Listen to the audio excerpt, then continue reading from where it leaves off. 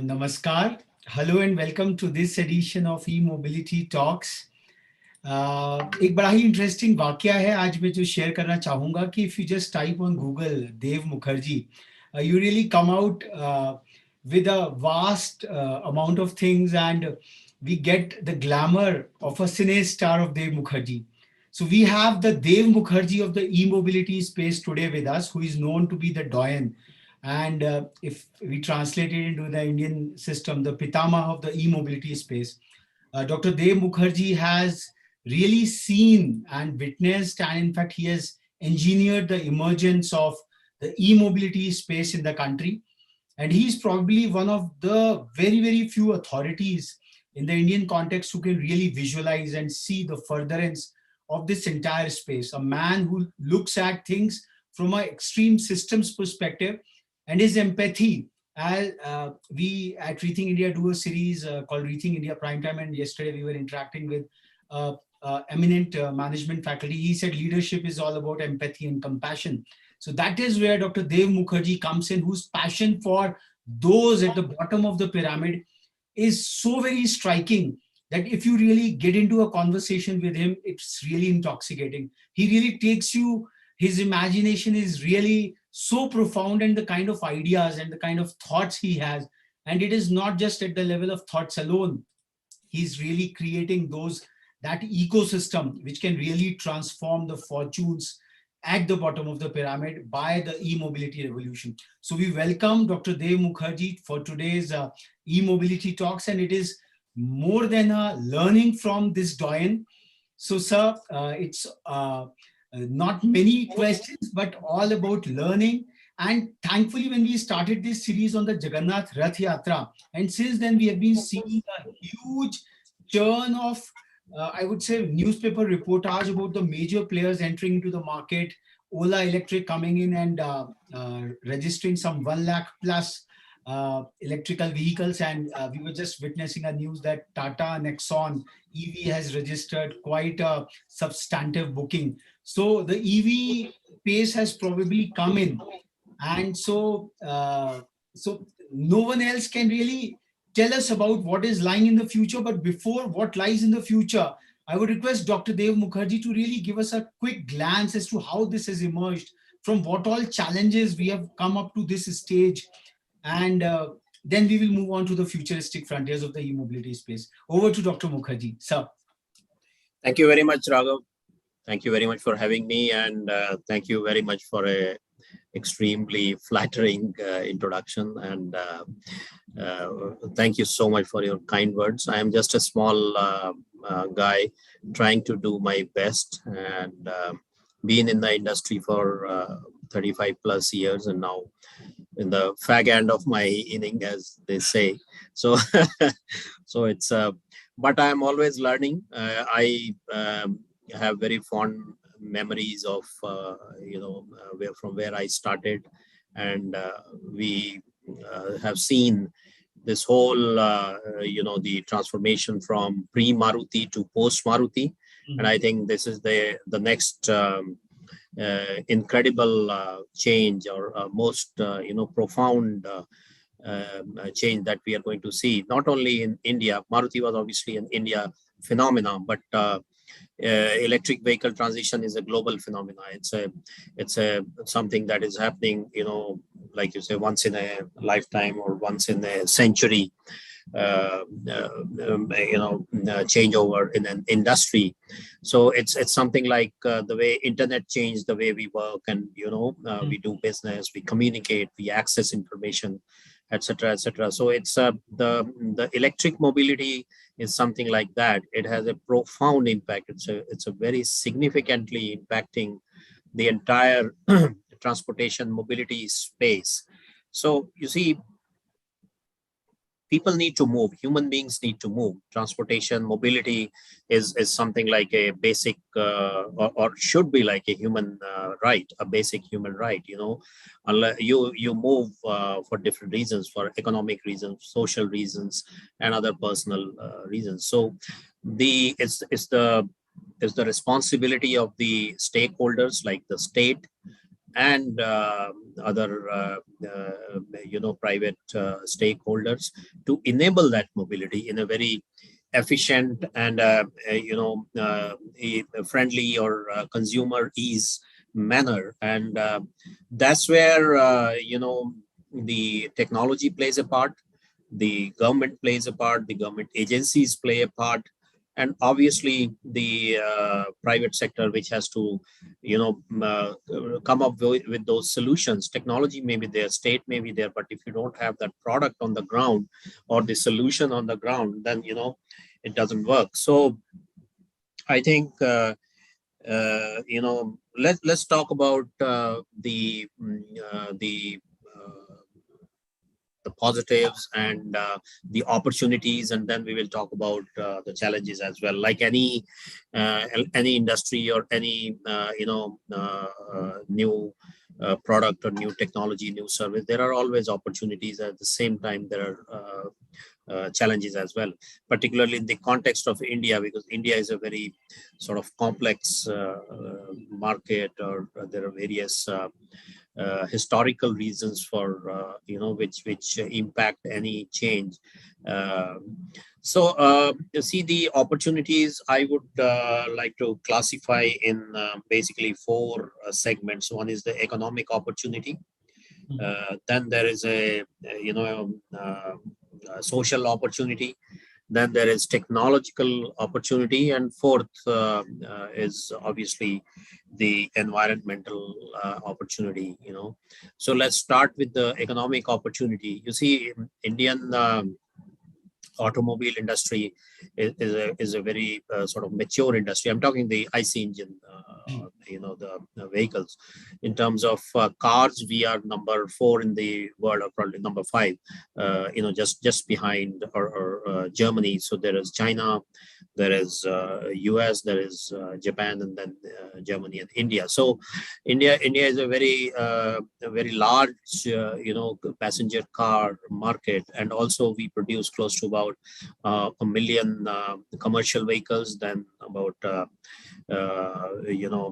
20 million two-wheelers. So that's a massive number, 2 crore two-wheelers in a year, and these are the annual numbers. So obviously the industry is a pretty structured industry. There is an OEM, then there is tier 1 supplier, tier 2 supplier, tier 3 supplier. So, and then there are other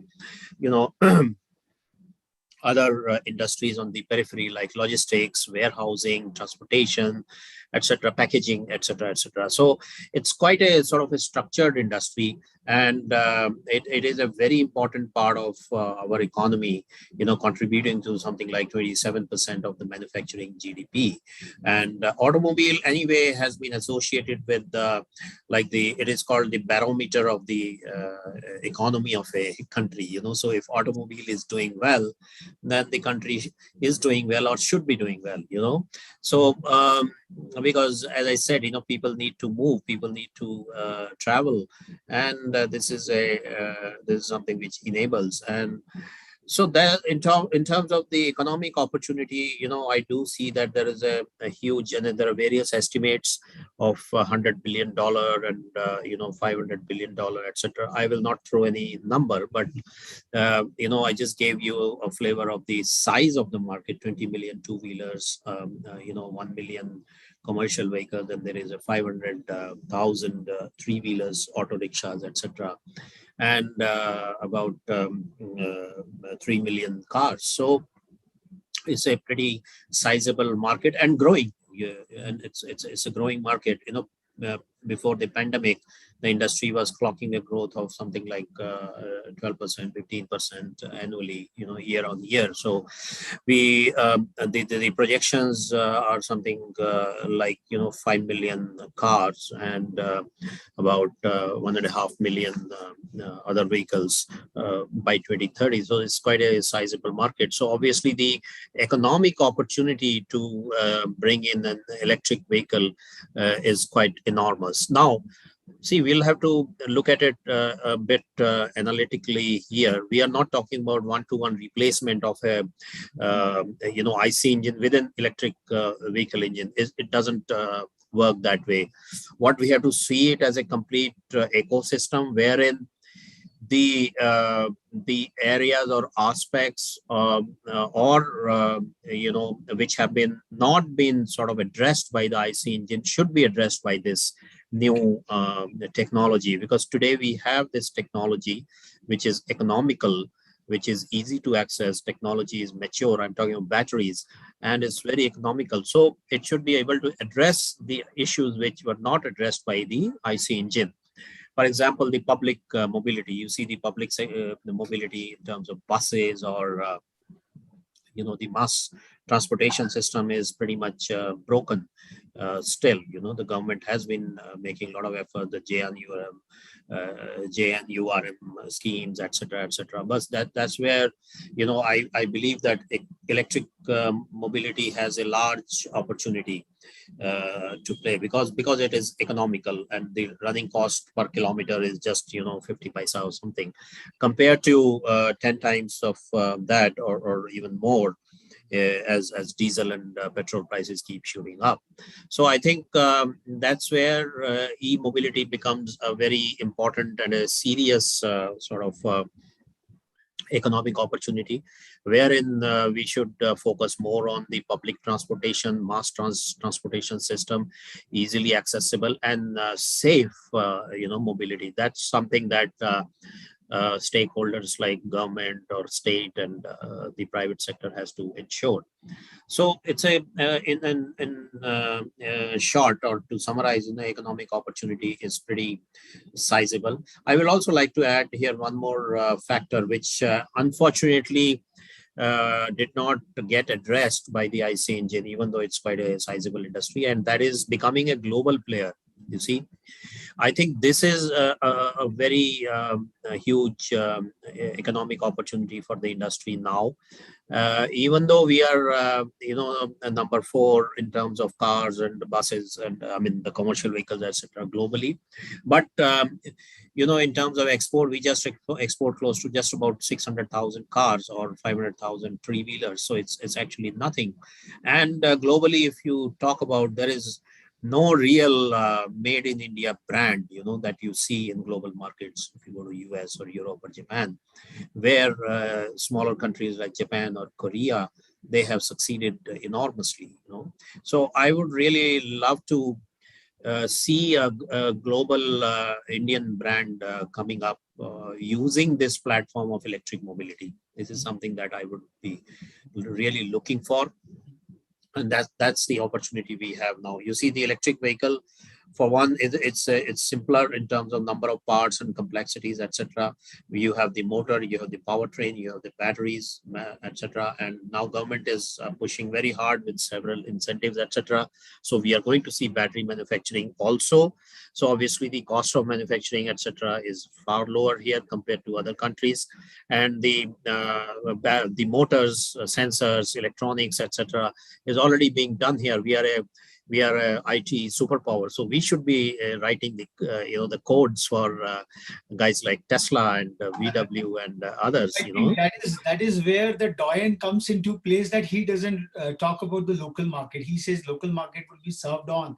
If we really envision to become a global player in this transformational technological curve, and that is where that top line view comes into play. So as we had interviewed in this series, like, people have been saying that 85% of the e-mobility space, or everything is 85% of it is imported.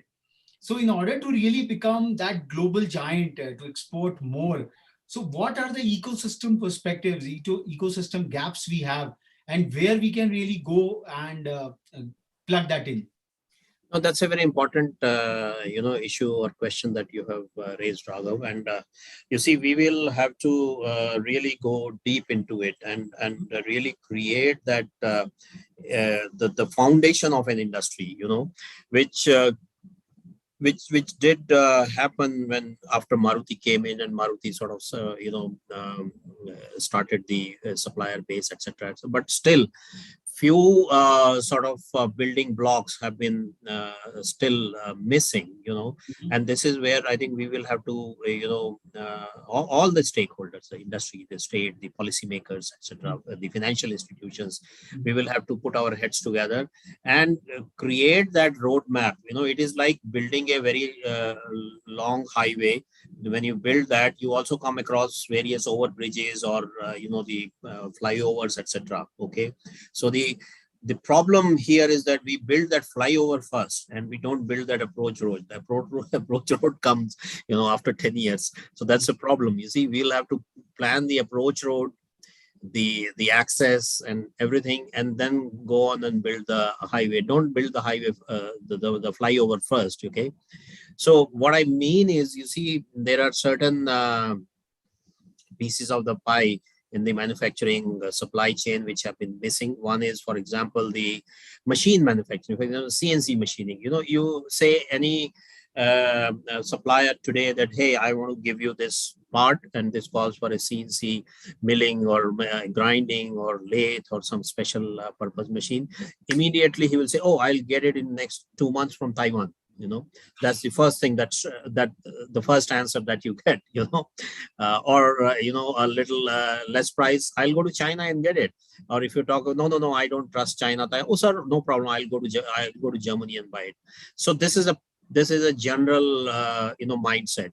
Same way is the problem with the dies, toolings, etc. You see, we manufacture, as I gave you the numbers, and each model of car or any vehicle calls for several the body parts, toolings, the plastic molds, and there is a complete the whole maintenance and other parts are required. So that is where, again, a lot of imports happen currently for every model and every new variant. We go and import the dies and molds again from China, Taiwan, Korea, etc., etc. So see, for too long, we have remained, and we have actually taken pride in saying that India is a large consumer economy. Fine, it's a large consumer economy, but it also has to become a large competitive economy. Okay, to become a competitive economy, you have to develop these competencies, which come only not by theoretical technological knowledge, but also putting these facilities on ground. We got to have machine building facility. We got to have dies, tools, manufacturing facility, etc. So I think that is where this is a very significant opportunity for all of us to put our heads together. And let's talk about, you said that 85% of the parts are imported today. Yes, it is imported, but why do we import 85%? We also have to see that. Do you really believe that 80% of the parts that go into an EV are not available here? I don't think so. You see, except the battery cells, you see, motor is available here. In a traditional car, an IC engine car also uses 20 motors. There is a windscreen motor, there is the wiper motor, there is a the motor to drive the seat mechanism, etc. So motor manufacturing technology, know-how, and the infrastructure is here. So why do you have to import a motor?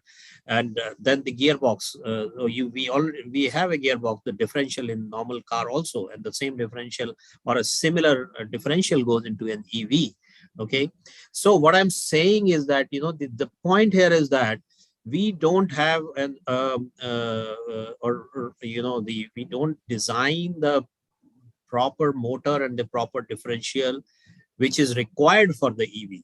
Okay, so individually you got a motor, you got a differential, but how that has to be put together and integrated into the EV vehicle architecture, that is what is missing. So that calls for R&D, that calls for the technical knowledge. Okay, so this is where, we got to encourage talent. We got to work with maybe academic institutions. They are going to play a major role. And unfortunately, that doesn't happen so much in India, as it happens in countries like Germany or Japan, where industry works very closely with academic institutions. They fund large amount of projects, large, research areas of material sciences or processes, engineering, etc. And then they benefit, the whole industry benefits.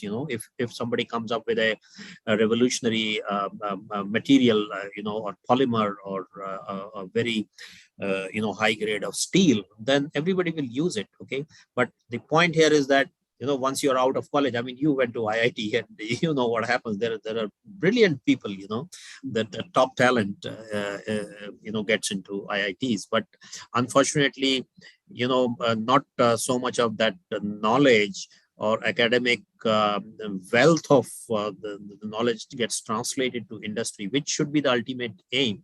So instead of just thinking about, hey, we are a 1.2 billion people, so obviously we will be large consumer country, because 1.2 billion people need food, they need clothes, they need transportation, they need everything. What we could gather from Sir's this insights, that we do have all the elements in our own ecosystem, but at this epoch of transformation, this is probably a once in a century kind of a opportunity for the Indian industry as such, because 27% of the GDP comes from the mobility space, as you rightly said. So stitching together the various components of the whole industrial base, that is where the opportunity really lies in. And as Sir has envisioned, that we really can become a global leader in terms of the e-mobility space. So that's really terrific, sir. Moving on to the next big question, because we would be focusing more on the macros with you, because you've seen things from the IC engine space, as you said, pre-Maruti and post-Maruti, and now it is post what is the e-mobility era. So the second challenge, what we are finding is that in this emergence era, a lot of MSMEs have come into the place, like as we were talking with a lot of other micropreneurs, that setting up an EV plant for at least the two-wheelers or the three-wheelers, it's quite easy. The capital aspect is lesser. But with the coming in of the bigger player, because the kind of competition which is happening in other industries, so how do you see the smaller MSME players taking on with these larger giants? So what kind of a scenario are you envisaging for the e-mobility space across the segments, maybe the two-wheelers, three-wheelers, the commercial spaces, and the four-wheeler cars? What kind of a mix you see coming? Yeah. First of all, I am a firm believer of the conviction that you have in your own idea, your own strength, your own knowledge. And there is nothing like small or micro, or the term conveys probably like you are an insignificant player. So I think this whole term should be revised to something else. So I am not saying that it is disrespectful or something, but what I'm actually I mean is that the every idea that originated, Apple originated from garage, and some of the huge trillion-dollar companies or market caps and all, they all originated from either college dormitories or the car garages. So you see that belief and that conviction is most important. So you can be a very large player today, and this is the power of this disruptive technology. Okay, it is like internet. Today you are sitting in some village in Jharkhand, Orissa, or you are sitting in Manhattan.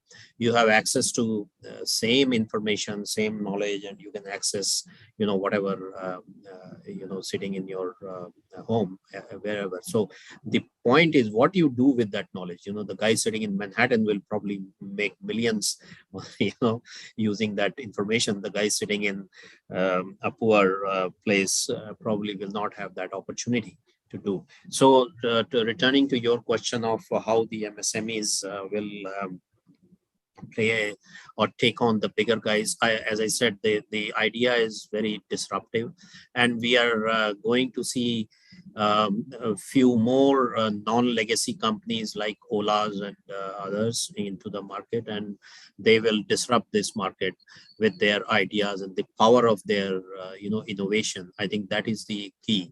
So if you the challenges with the big guys are also the same as the challenges with the smaller guys. Of course, the bigger guys have bigger money, so they can override these challenges easily.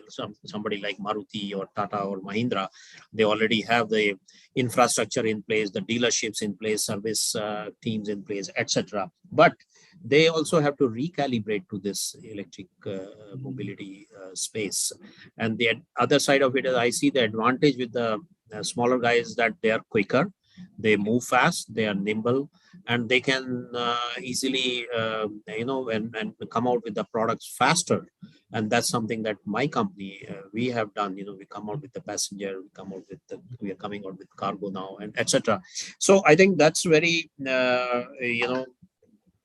important aspect of this whole opportunity, is that we have the opportunity to play a large role as an MSME. MSME has always been a very, very important part of the whole manufacturing ecosystem, particularly in the automotive, because in automotive you need one small M4 M5 screw, and you need a huge engine also. So it's a combination of several thousands of parts, and the car cannot be made if you don't have that screw. It's a tiny little screw, but you need that to finish that car.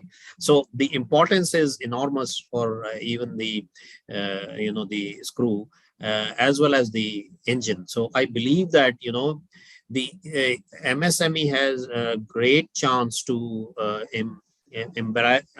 embrace this whole technology, come out with their innovative ideas, and be a part of this whole ecosystem.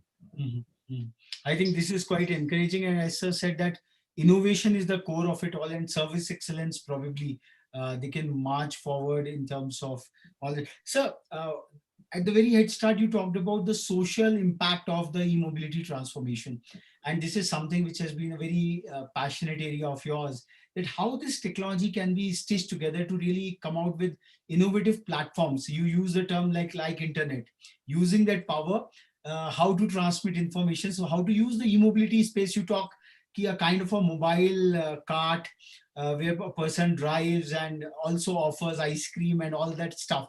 So we would like to know more about those frontiers of social impact which e-mobility can really bring to the bottom of the pyramid, and that is something which can be really path breaking in India's future story. Yeah, Raghav, as a student of developmental economics, I am very close. This idea or this topic is very close to me. You see, I see this electric mobility, e-mobility, as a movement.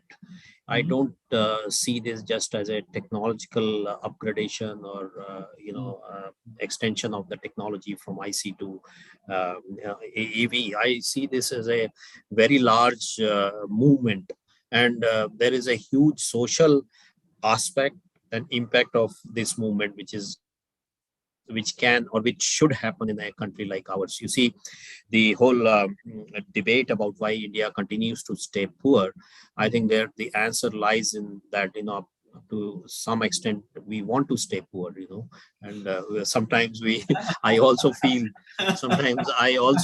that we enjoy that, poverty. But anyway, that is a debate for some other time. But Raghav, you have been connected in this social, development and social working with the masses for a long time. So you understand what I'm saying. What I'm saying is that this could be a very a significant opportunity to change the lives of a large section of people. And that's what I define disruptive technology as, because disruptive means that, you make the technology or product or the service accessible to a very large section of the society at a very economical cost, but same time not compromising on the quality. The quality has to be top class, the volume has to be large, and at the same time at a very economical and accessible cost. So EV can be a solution in this area. You see, we have a large number of village people, youth, and they're very talented. They're educated people and all. And the first thing everybody has in their mind is to rush to Delhi or Mumbai or Pune or Chennai for jobs. So that's something that can change if you have the right opportunity, and you make it available to them in their village, for example. And this whole concept of village being bad, village being poor, village being undeveloped, that should go. We are in 21st century. We have been independent for 75 years. So I think the whole the problems have been a lot. Yeah, the reasons or the problems and why it happened, there are there are several reasons there. We lost an enormous amount of time, and I call them lost decades, where India didn't grow, and we were very happy not growing, and creating all sorts of problems for us to not to grow, the Hindu rate of growth, etc. So coming to this whole how e-mobility can help is that, one is that there could be several small employment opportunities, like the street cards, like the food cards, like the the fruit seller. Now fruit and food, for example, it should be sold in a hygienic way, and another problem which I'm trying and I'm studying is the food wastage all over India. It's colossal. The data is humongous. Almost 40% of the produce gets wasted because of non-availability of storage and transportation and logistic facilities. So cold chain plays a part. So this vehicle can be converted into a small cold chain, like you have the the ice cream seller, for example. So same thing, if a fruit seller today, if you talk to a guy on the street who's selling mangoes, for example, so he buys mangoes from the mandi, which is that fruit is not ripe. It will get ripened in over a period of 7 to 10 days. He has to buy that unripened, then he stores it, and then they put something in the gunny bag to take care of the preservation, etc. So instead of that, if we have a temperature controlled cart, which can be done in e-mobility, then the problem is solved. So you have less wastage, and he also gets more money for his produce. So I think small steps like this, they need to be made accessible to people using this opportunity, because it is cheaper to run. Today electricity is available more or less across India. Also, you can club it with something like solar, where it becomes even cheaper, and you could run your street a restaurant or shop or whatever using this. So it's very economical, instead of doing the same thing in a diesel vehicle or a petrol vehicle. Second, is the micro mobility, the people moving from bus station or the train station, etc. You see, I think the time has come now when the whole manual rickshaws should go out. It's a we must give dignity to people, and instead of the poor guy pedaling around in 50-degree temperature, we need to give him some respect, we need to give him some dignity. And this is where I think e-mobility will play a major role. I'm not talking because I want to be a reformist or a political guy. I have no interest in any of this. What I'm seeing from a tech and economists' point of view, that we need the right opportunity, and we need the right tools to make this change happen. Okay, even if you have money, but if you don't have the tools, see, the change may not happen, because even today there is enormous money and schemes, etc., which the government gives in the villages, but still we see we have a problem. So instead of just spending that money, or rushing to cities where the cost of living anyway is high, this could be something which we bring to them at their doorsteps, and you create your own business of whatever, tailoring shop or electrical shop, or a food cart or whatever. And also the other spin-off of this would be, people will learn to repair the vehicle. So the skilling of people will happen, of a large number of students, the young people, and this could become a part of the curriculum, because very soon the IC engine is going out of fashion. So you need to teach how to build a proper, electric car or electric truck or whatever. So in the smaller cities or rural or semi-rural areas, we can train people. This could be a mobile school. We take school to the children, where the school is not available, or online classes, etc., are not feasible. For example, I'm very closely, I watch the construction sector. It is probably one of the most disorganized sectors in this country, other apart from the agriculture. So you see how the construction happens today in India. The big guy, he will take some contract, then he'll pass on to the subcontractor. The subcontractor will pass it to subcontractor, and then the last guy on the food chain is the guy who is the the mason, or the Raj Mazdoor. Then he will go to his village and bring his 20 people, his gang of 20 guys. Yeah, one of them will be the beldar, one of them would be the guy who does the bar minding, etc. So that's how the construction starts to happen. Then they erect their huts and temporary housing, and the children are born there, and there is no schooling and all that. And by the time he is 10 years old, he also starts picking up bricks and then starts putting there. So the whole generation after generation, we see that this goes on.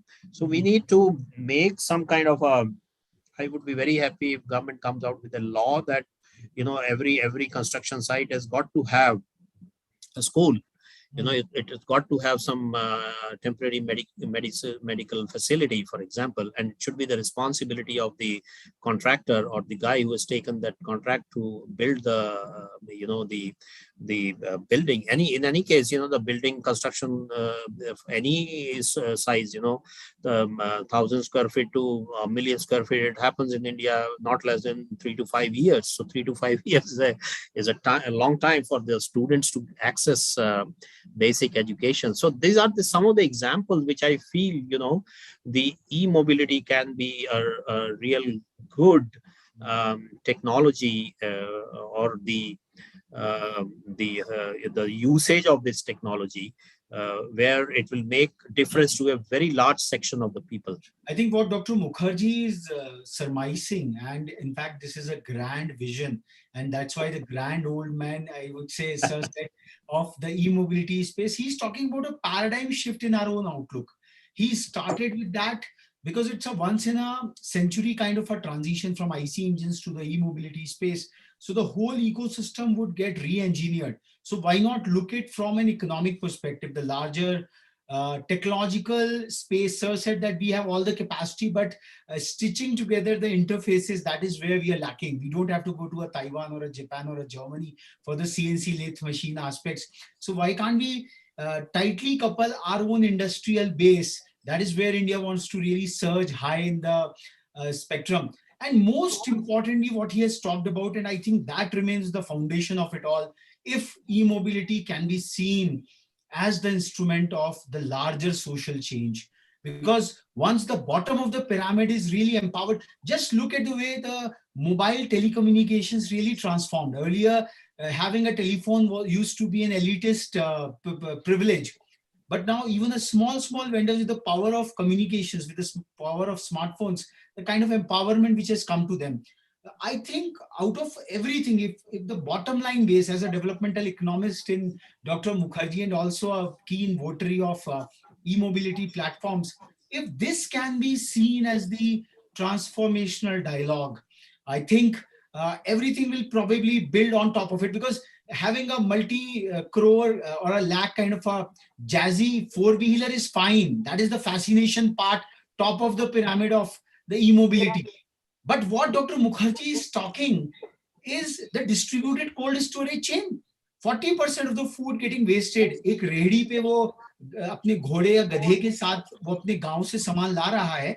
If he can be empowered with that mobile cold chain, it can be distributed. Well, you don't have to have a land, you have a vehicle which small storage can happen, and the distribution system from the neighborhood cities. And that's what I think this vision, this grand vision, really needs an implementation, because like every other industry, the contest is happening, like the 1%er and the 99%er dialogue, which is really haunting the world like anything. That the number of billionaires we are having is increasing, but fortune at the bottom of the pyramid. The technology has both the use cases. Every transformation has both options, but how the regulatory space comes into play. And that's where I see that Dr. Mukherji also said that MSMEs have nothing to fear, because this micro level of localized innovation would come only from the MSMEs. Unki laboratory mein sab kuch hai. They can curate, they can create a frame of a different, and it cannot be done with $1 billion of an investment of a factory. They can only roll out a singular product. But the product in the commercial space, uh, tailoring the needs of every smaller segment of, I would say, commerce. I think e-mobility, more than the mobility of consumers, that is again a very jazzy one. It has to be seen primarily as an empowerment of those micropreneurs and that's the commitment of Dr. Mukherji over there. Uh, his company OHM Mobility, Automotive, we would probably have a more, when the COVID lockdown opens up, have a more walkthrough of the plant, the kind of fabulous models. Because as Rupaj Pandaji yesterday said that I was an IT engineer for 18 years, but then when I started training in EV, I said I cannot do it virtually. It has to be done on the field, on the ground. I have to feel and sense of it. Sir, it has been a terrific session. You have really given that 360-degree vision, and probably each and every element of it has to be championed upon. And you have really assured that in this transformational drive, obviously the EV players, the champions of e-mobility across the nook and cranny of the country, would be having a greater role. And you have really given that top level view, and probably our policy planners, policy regulators really take this vision of yours, especially the last one, the social transformation of it all, because the means of productions are getting away from the people.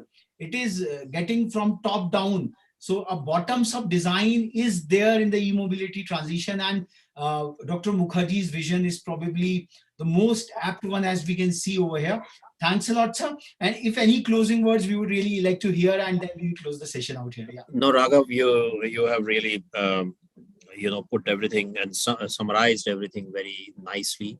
And yeah, as a what can I can only, but one thing I would like to mention here is that the current government and their intent that we are seeing is absolutely laudable.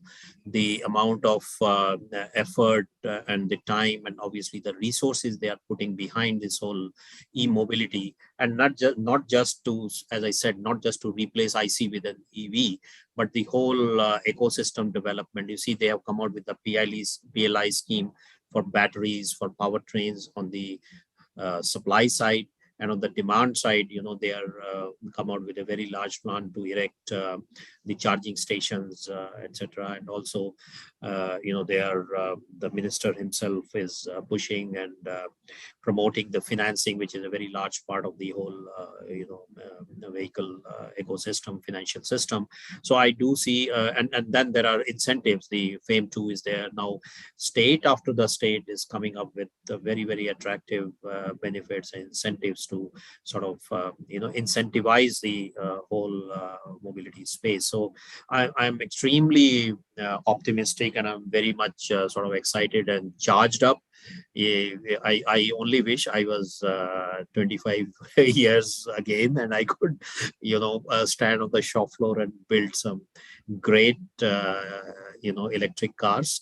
But anyway, even though I am not going to be 25 anymore, but I hope I live enough to see this whole shift happening and seeing here. Thank you so much, Raghav, and I really appreciate your time. You're a wonderful man. You're doing an incredible job. I look forward to interacting with you more in future. Thank you so much. Thanks a lot, sir. Thanks a lot.